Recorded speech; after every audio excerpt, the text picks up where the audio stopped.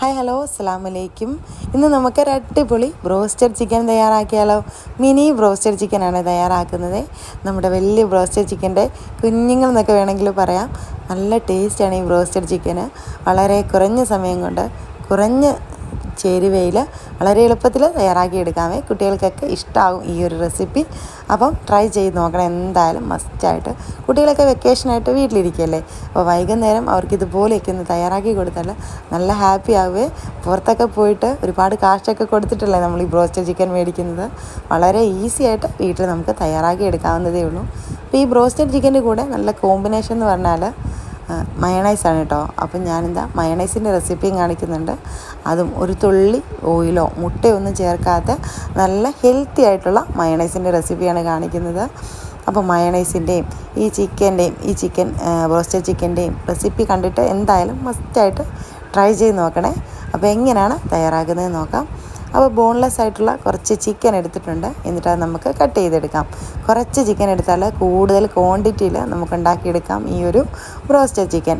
അപ്പോൾ അതാ ബ്രോസ്റ്റഡ് ചിക്കന് വേണ്ടിയുള്ള ചിക്കൻ ചെറുതായിട്ട് നീളത്തിൽ കട്ട് ചെയ്തെടുക്കാം. ചിക്കൻ നന്നായിട്ട് കഴുകി വെള്ളം കളഞ്ഞിട്ട് വേണം കട്ട് ചെയ്തെടുക്കാനായിട്ട്. ഇതുപോലെ കനം കുറച്ച് വേണം കട്ട് ചെയ്തെടുക്കാനായിട്ട്. അപ്പോൾ കുട്ടികൾക്ക് കഴിക്കാനായിട്ട് നല്ല ഇൻട്രസ്റ്റ് ആയിരിക്കും. അതുപോലെ നമുക്ക് ഉണ്ടാക്കിയെടുക്കാനും എളുപ്പമാണ്. അപ്പോൾ അതാ ഞാൻ ചിക്കനൊക്കെ നീളത്തിൽ കട്ട് ചെയ്ത് വെച്ചിട്ടുണ്ട്. ഇനി ഇത് നമുക്ക് ഒരു ബൗളിലേക്ക് ഇട്ട് കൊടുക്കാം. ചിക്കൻ എല്ലാം ബൗളിലേക്ക് ഇട്ട് കൊടുത്തിട്ട് ഇനി ഇതിലേക്ക് വേണ്ടുന്നത് നല്ല തൈരാണ്. നല്ല കട്ട തൈരാണ്. 1 കപ്പ് ഞാൻ ചേർത്ത് കൊടുത്തിട്ടുണ്ട്. അധികം പുളിയില്ലാത്ത തൈരായതുകൊണ്ട് തന്നെ ഞാൻ 1 ടീസ്പൂൺ വിനാഗിരിയും കൂടി ചേർത്ത് കൊടുക്കുകയാണ്. കുറച്ച് നാരങ്ങ നീര് ചേർത്ത് കൊടുത്താലും മതിയേ. പുളിയുള്ള തൈരാണെങ്കിൽ ഈ വിനാഗിരി ഒന്ന് സ്കിപ്പ് ചെയ്തേക്കണേ.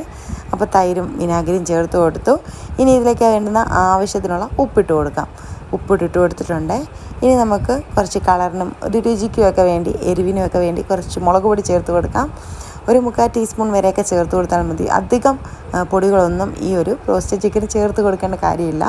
ഇനി കുറച്ച് കുരുമുളക് പൊടി, 1/2 ടീസ്പൂൺ കുരുമുളക് പൊടിയും കുറച്ച് ഗരം മസാല.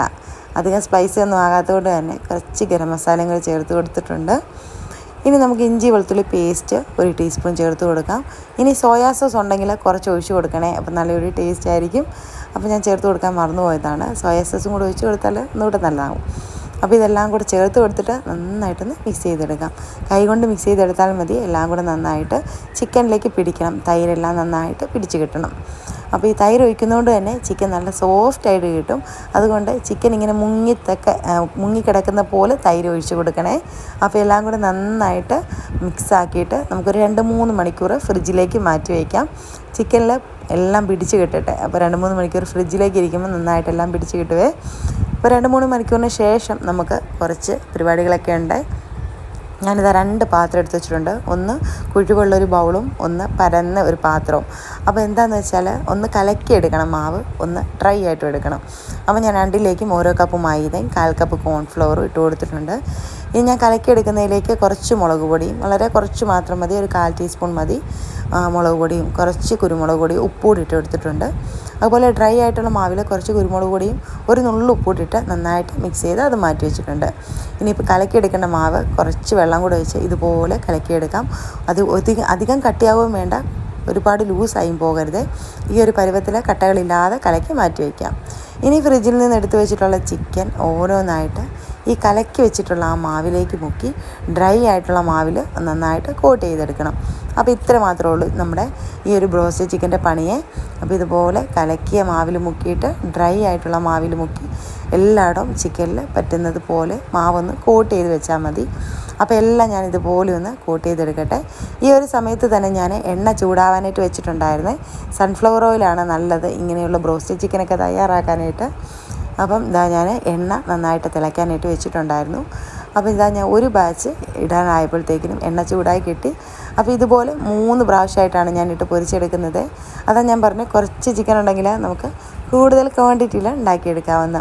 അപ്പോൾ എണ്ണ നന്നായിട്ട് ചൂടായതിന് ശേഷം നല്ല മീഡിയം ടു ലോ ഫ്ലെയിമിലേക്ക് ആക്കി വെക്കണം. എന്നിട്ട് നമുക്ക് ഓരോ ചിക്കനായിട്ട് ഇതിലേക്ക് ഇങ്ങനെ ഇട്ട് കൊടുക്കാം, നിരത്തി ഇട്ട് കൊടുക്കാമേ.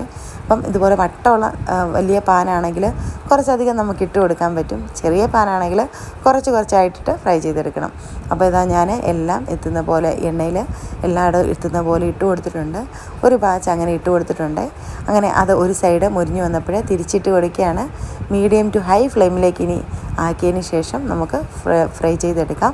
അപ്പോൾ പെട്ടെന്ന് തന്നെ ചിക്കൻ വെന്ത് കിട്ടും. തൈരിലൊക്കെ മുങ്ങിക്കിടന്നുകൊണ്ട് തന്നെ ചിക്കൻ അധികം ഒന്നും വേവില്ല, പെട്ടെന്ന് വെന്ത് കിട്ടും. അപ്പോൾ ഇതാ ഞാൻ ചിക്കൻ ഒന്ന് മീഡിയം ഫ്ലെയിമിലിട്ട് നന്നായിട്ട് മൊരിയിച്ചെടുത്തിട്ടുണ്ട്. അപ്പോൾ ഈ ഒരു കളറൊക്കെ മാറി വന്ന് നന്നായിട്ട് മൊരിഞ്ഞ് കിട്ടിയിട്ടുണ്ട്. ഇനി നമുക്കിത് എണ്ണയിൽ നിന്നും കോരി മാറ്റാം. അപ്പോൾ ഫസ്റ്റ് ബാച്ച് ചിക്കൻ ഇതാ ഞാൻ ഫ്രൈ ചെയ്തെടുത്തിട്ടുണ്ട്. അപ്പോൾ നമ്മുടെ മിനി ബ്രോസ്റ്റഡ് ചിക്കന് റെഡി ആയിട്ടുണ്ട്. ഇതുപോലെ 3 ബാച്ചും റെഡിയാക്കി എടുക്കാം. അപ്പോൾ ഇതൊരു പ്ലേറ്റിലേക്ക് മാറ്റി വയ്ക്കുകയാണ്. ഇനി നമുക്ക് ഇതെല്ലാം ഒന്ന് പൊരിച്ചെടുത്തിട്ട് മയണൈസ് തയ്യാറാക്കിയെടുക്കാം. അപ്പോൾ ഞാൻ അതിനായിട്ടുള്ള മയണൈസ് റെഡിയാക്കി എടുക്കുകയാണ്. അപ്പോൾ ഇതിലേക്ക് ഈ മയണൈസിൻ്റെ പ്രത്യേകത എന്ന് പറഞ്ഞാൽ ഒട്ടും തന്നെ ഓയിലും മുട്ടയൊന്നും ചേർക്കുന്നില്ല. അപ്പോൾ മുട്ടയും പാലും ഓയിലും ഒക്കെ മുട്ടയും ഓയിലും ഒന്നും അധികം കഴിക്കാത്തവർക്ക് പറ്റിയൊരു മയണൈസാണ്. പാൽ കൊണ്ടാണ് ഈ മയണൈസ് തയ്യാറാക്കിയെടുക്കുന്നത്. ഇനി ഞാൻ ഗ്യാസ് അടുപ്പിലേക്ക് ഒരു പാത്രം വെച്ച് കൊടുത്ത് അതിലേക്ക് പാൽ ഒഴിച്ച് കൊടുക്കുകയാണ്. 1/2 ലിറ്റർ പാൽ ഒഴിച്ച് കൊടുത്തിട്ടുണ്ട്. ഇനി അതിലേക്ക് ഒരു പകുതി നാരങ്ങ നീര് പിഴിഞ്ഞൊഴിച്ച് കൊടുത്ത് ഈ പാലൊന്ന് പിരിയിച്ചെടുക്കാം.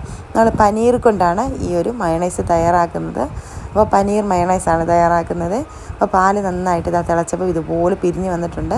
ഇനി നമുക്ക് ഈ ഗ്യാസിൻ്റെ ഫ്ലെയിമൊക്കെ ഓണാക്കി ഇത് നന്നായിട്ട് ചൂടാറാനായിട്ട് മാറ്റി വയ്ക്കാം. അപ്പോൾ പനീറൊക്കെ നന്നായിട്ട് ചൂടാറി കിട്ടിയിട്ടുണ്ട്. ഞാനിത് വെള്ളമൊക്കെ കളഞ്ഞ് ഡ്രെയിൻ ചെയ്ത് നല്ല ഉണങ്ങിയ ഒരു മിക്സിയുടെ ജാറിലേക്ക് ഇട്ട് കൊടുത്തിട്ടുണ്ട്. ഇനി ഇതിലേക്ക് ഒരല്ലി വെളുത്തുള്ളി, ബാക്കിയുള്ള ആ പനീറിൻ്റെ വെള്ളയിൽ അത് കുറച്ച് ഒഴിച്ച് കൊടുക്കാം. ഒരു 1/4 ടീസ്പൂണിന് താഴെ പഞ്ചസാരയും അതുപോലെ കുറച്ച് മാത്രം ഉപ്പും കൂടി ഇട്ട് നമുക്കിത് നന്നായിട്ട് അടിച്ചെടുത്തുകൊണ്ട് വന്നാൽ നന്നായിട്ട് അരച്ചെടുക്കണേ. ഞാനിപ്പോൾ നന്നായിട്ട് പേസ്റ്റ് പോലെ അരച്ചെടുത്തിട്ടുണ്ട്. ഇനി ഇതിലേക്ക് പുളിക്ക് വേണ്ടി കുറച്ച് വിനാഗിരിയോ അല്ലെങ്കിൽ കുറച്ച് നാരങ്ങ നീരും കൂടെ പിഴിഞ്ഞൊഴിച്ച് ഒന്നും കൂടെ നന്നായിട്ട് അടിച്ചെടുക്കാം. എല്ലാം കൂടെ നന്നായിട്ട് അരച്ചെടുത്തതിന് ശേഷം നമുക്ക് ഉപയോഗിക്കാവുന്നതാണ്. അപ്പോൾ ഇതിലേക്ക് ഒരു തുള്ളി ഓയിലൊന്നും ചേർത്തിട്ടില്ല. ഇതുപോലെ തയ്യാറാക്കിയാൽ കുട്ടികൾക്കൊക്കെ കൊടുത്തു കഴിഞ്ഞാൽ നല്ല ഹെൽത്തിയാണ്. നമ്മുടെ സാധാ മയോണൈസിൻ്റെ അത്രയും തന്നെ ടേസ്റ്റ് ഒന്നുമില്ല. പക്ഷേ മയോണൈസ് നമുക്ക് അത്യാവശ്യം മയോണൈസായിട്ട് ഉപയോഗിക്കുകയും ചെയ്യാം. കുട്ടികൾക്ക് കൊടുക്കാം, കുട്ടികൾക്ക് കൊടുക്കാൻ ബെസ്റ്റാണ്. നമ്മൾ സാധാ മയോണൈസിൽ ഒരുപാട് ഓയിലൊക്കെ കോരി ഒഴിച്ചിട്ടില്ല ഉണ്ടാക്കുന്നത്. ഇതിൽ അധികം ഓയിലൊന്നും ചേർക്കുന്നില്ല. അപ്പം നല്ല പെർഫെക്റ്റ് മയണൈസ് റെഡിയാക്കി എടുത്തിട്ടുണ്ട്. മയണൈസ് ഇതുപോലെ റെഡിയാക്കാത്തവർ എന്തായാലും മസ്റ്റായിട്ടൊന്ന് തയ്യാറാക്കി നോക്കണേ. ചിലർക്ക് ഇഷ്ടമാവും ഇതിൻ്റെ ടേസ്റ്റ്. ഇവിടെ നമുക്കൊക്കെ നന്നായിട്ട് ഇഷ്ടമായിട്ടുണ്ടായിരുന്നു കേട്ടോ. ഈ പനീറിൻ്റെ ടേസ്റ്റ് ഇഷ്ടമല്ലാത്തവർ ട്രൈ ചെയ്യേണ്ട കേട്ടോ. ഒരു പനീറിൻ്റെയൊക്കെ ഒരു ടേസ്റ്റാണ് ആ ഒരു മയണൈസിന്. പക്ഷേ ഓയിൽ ഉപയോഗിക്കേണ്ടാത്തത് കൊണ്ട് എല്ലാവരും ഒന്ന് ട്രൈ ചെയ്ത് നോക്കുന്നതായിരിക്കും നല്ല നമ്മുടെ ഹെൽത്തിനും. അപ്പോൾ ഈ ഒരു ചിക്കന് പറ്റിയൊരു മയണൈസായിരുന്നേ.